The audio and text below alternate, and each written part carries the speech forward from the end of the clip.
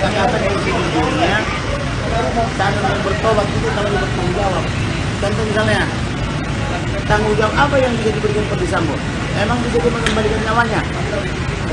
Nyawa almarhum bisa nggak? Kan nggak bisa. Jadi karena tidak bisa dia mengembalikan nyawanya, tanggung jawab apa yang bisa diberikan? Tanggung jawab ekonomi misalnya, kalau dia kerja penghasilan sebulan, kali setahun, kali pensiun umur 58 tahun atau 60 tahun, bisa nggak? Tanggung jawab ekonomi. Karena dia punya kewajiban untuk membiayai hidup orang tuanya kan tidak kerja yang bapak itu ya. Lalu kalau Ferdy Sambo bilang saya bertanggung jawab apa? Kalau menurut saya tanggung jawab yang paling benar adalah kau sadar, kau bertobat, berjanji tak mengulangi lagi dan menyesali perbuatanmu. Jadilah masyarakat yang baik. Itulah bertanggung jawab. Maka tugas saya adalah sudah kita harus memaafkan. Itulah kata-kata yang cocok dari saya. Tapi kalau berbelit-belit terus diperkosa di Duren 3, gak kesampaian, gak terbukti SP3, pindah deh ke Magelang. Emang sepanjang apa sih alatnya? Kok bisa dari Magelang sampai ke Duren 3? Perkosaannya, perkosa itu kan maksudnya alat kelamin pria ke dalam alat kelamin wanita. Emang sepanjang apa sih, paralon apa sih panjangnya kan itu loh? Kan gak masuk akal. Nah kalau dibilang diperkosa di Magelang, lapor polisi dong. Ini sampai sekarang nggak dilapor polisi. Beda dengan saya, kalau dia berbohong, pelapor. Nah soal polisi misalnya tidak berpihak kepada saya, itu kan soal lain. Karena yang kita hajar ini kan anggota Polri, dan dia menyeret hampir 100 anggota Polri lainnya. Yang tidak punya hati nurani kan Ferdy Sambo. Kalau dia punya hati nurani kan harusnya dikasihin kepada yang lain.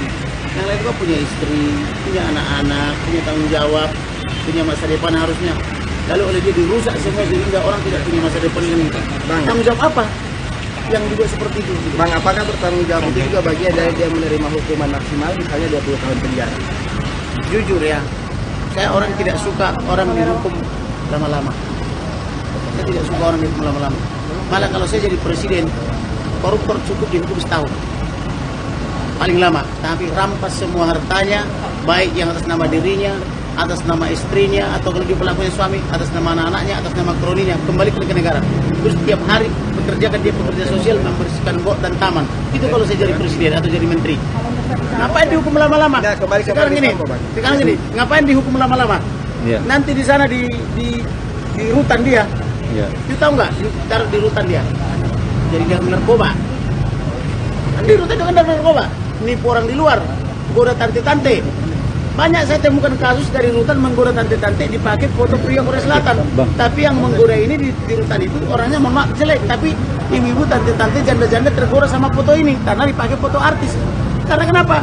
Para narapidana tersangka terdakwa itu bebas punya handphone dan apa di dalam apa itu di dalam rutan. Bang, hasil dengan koordinasi dengan pihak keluarga terutama orang tua, apa sih tuntutan dan harapan besar kepada kedua terdakwa ini? Keluarga itu saya tuntutnya minta maaf atau keluarga mengaku? Itu saya doktrin. Keluarga itu saya doktrin. Kalau dia jujur dan tulus berterus terang dan minta maaf, maafkan. Tapi kalau berbelit-belit, minta sama jaksa dan hakim segera diakhiri, gitu lah. Dipotong bila perlu begitu. Itu aja, susah amat. Tapi kalau sadar dan bertobat serta menyesal seperti Baradae, ampuni dia. Maka waktu Baradae setuju dan minta maaf, kan dia lus-lus kepalanya begini sama Pak Samuel dong. Itu yang bagus. Om di Arab aja hukumnya tegas begitu. Ketika minta maaf nggak jadi kisas, diampuni.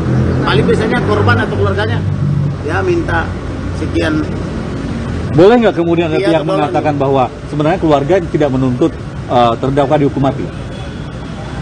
Itu bukan wewenang saya, wewenang jaksa itu. Ya, artinya pihak keluarga ada nggak? Saya sudah bilang dari tadi, kalau saya pribadi tidak suka orang dihukum yang kejam-kejam. Saya lebih senang orang keluarga ada ngomong begitu nggak, Pak? Nah, saya kan pada saat keluarga. Artinya tadi kan ucapan minta maaf sudah disampaikan, Bang. Yang minta maaf siapa? Ferdy Sambo. Duanya. Itu berminta maaf. Yang Bang, dia kamera, bilang, Bang.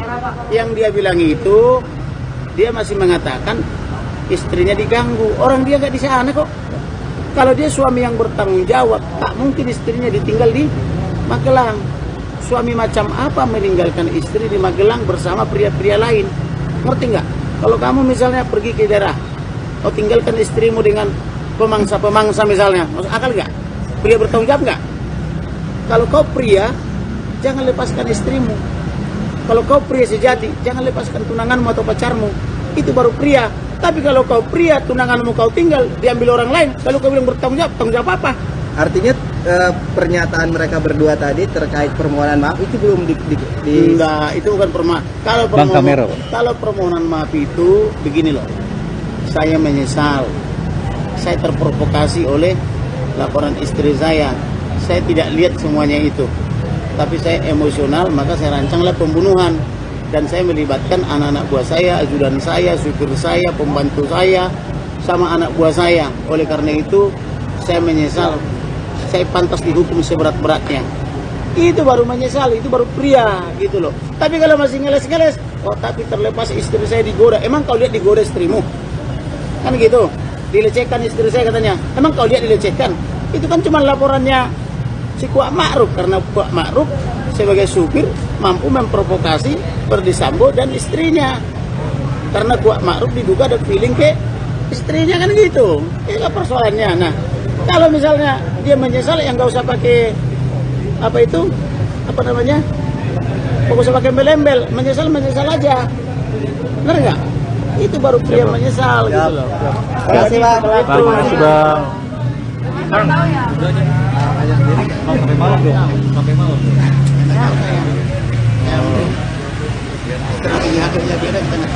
Bang, tadi setelah breakthrough semuanya cerita apa aja Pak setelah Pak Ferdy Sambo Dia cerita tadi bahwa dia minta dari majelis hakim supaya Putri sama itu karena mungkin juga kehabisan pertanyaan, membuat pertanyaan, kok kalian dapat BAB, dapat dari mana? Ya, Samuel dan istrinya bilang dapat dari Kamaruni dan saya. Kok bisa? Ya bisa lah, itu kan pertemanan. Jadi itu hak. Ini menjelang sidang ya, saya minta BAB-nya untuk dibaca ulang supaya apa yang diucapkannya diingatkan. Jadi sebenarnya tidak menyalahi prosedur. Enggak lah, itu kan malah diatur. Jadi ada PP 53 tahun. Coba kalau saya lagi ngomong dicatat nanti bakal kita. Ada PP 53 tahun 2010 yang menyatakan kalau kita tanda tangani satu dokumen, kita berhak dapat salinan dokumen yang kita tanda tangan itu. Pertanyaannya BAP itu ditandatangani mereka enggak? Iya. Ya mereka berhak mendapatkan salinannya. Jadi kalau mau bertanya-tanya kepada ahlinya, kalau mereka itu ahli menutupi, saya ahli membuka dan membicarakan peraturannya kan gitu. Siap, Bang.